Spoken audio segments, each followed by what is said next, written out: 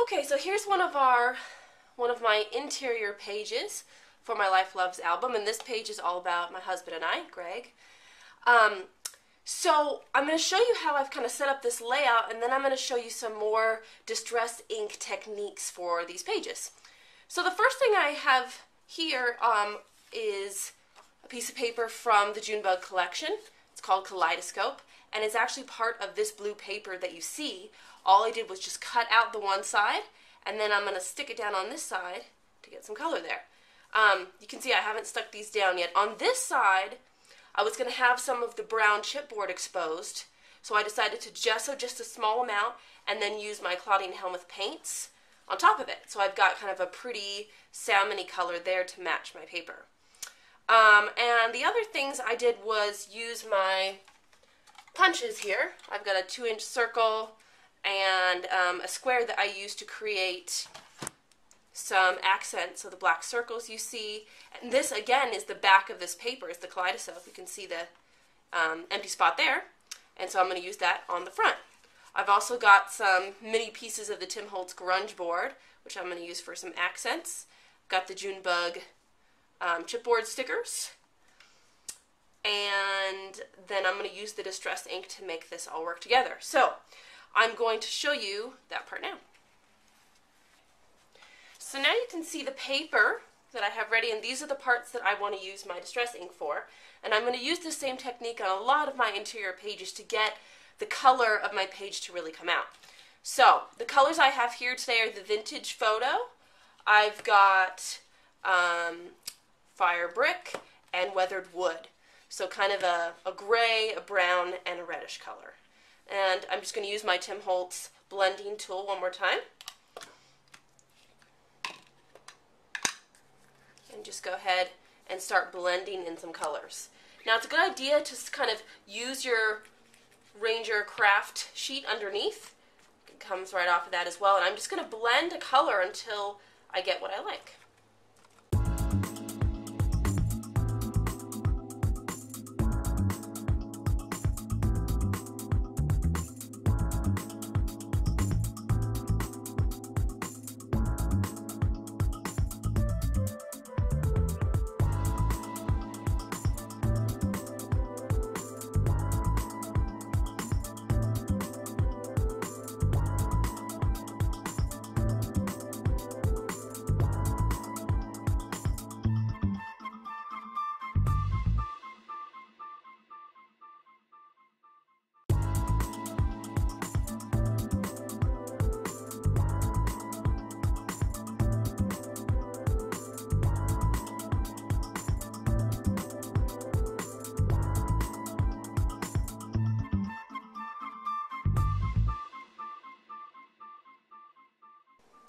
Now for the blue paper.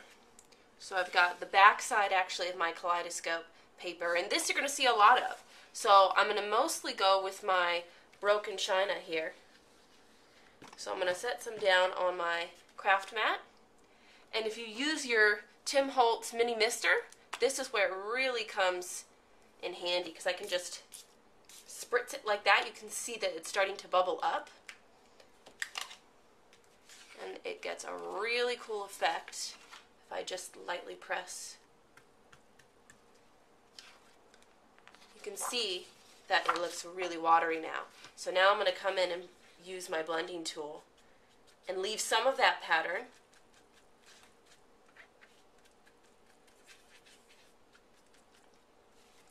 And I might go back and do a second round.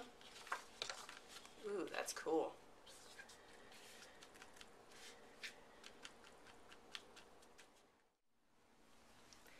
Okay, so now I've got some of that Tim Holtz wonderful grunge board, and this is the small square size that has kind of a pattern of ovals on it. And I'm just going to use these as an embellishment to my sheet, my layout today. So I'm just going to apply the distress ink just like I was doing for my other craft embellishments. So the cool thing about this is that you can really mix colors, like I've used my fire brick red and my weathered wood. And I want it a little brighter now, so I'm going to bring in some of that spiced marmalade, one of my favorites, the orangey color. Done. Ready to start our layout. Okay, so now I have my paper back how I want it, and I still haven't glued it down so that you can see my plan here.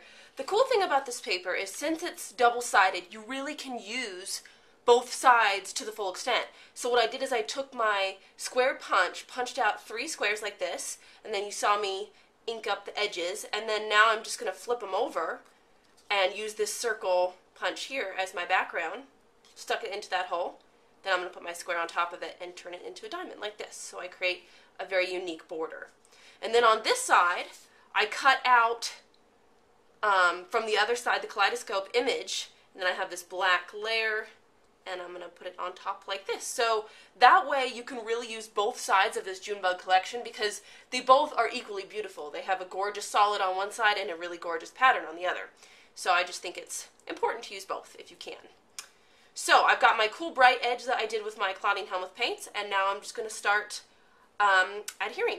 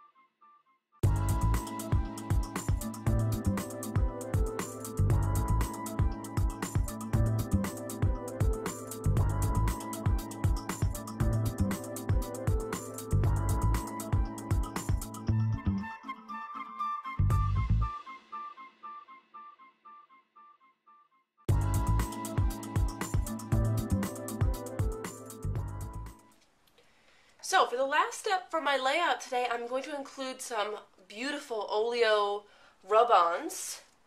We've got the rub-on collection here, also from Junebug, and I love they had these 2 silhouettes in the very back part, and so I'm going to use this for this page that's about my husband and I.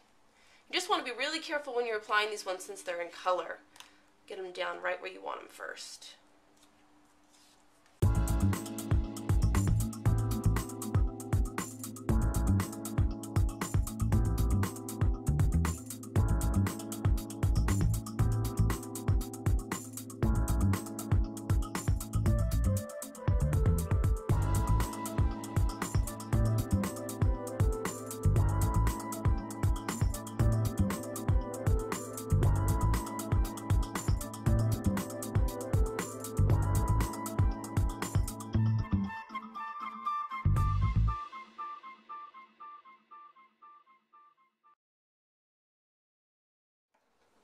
There.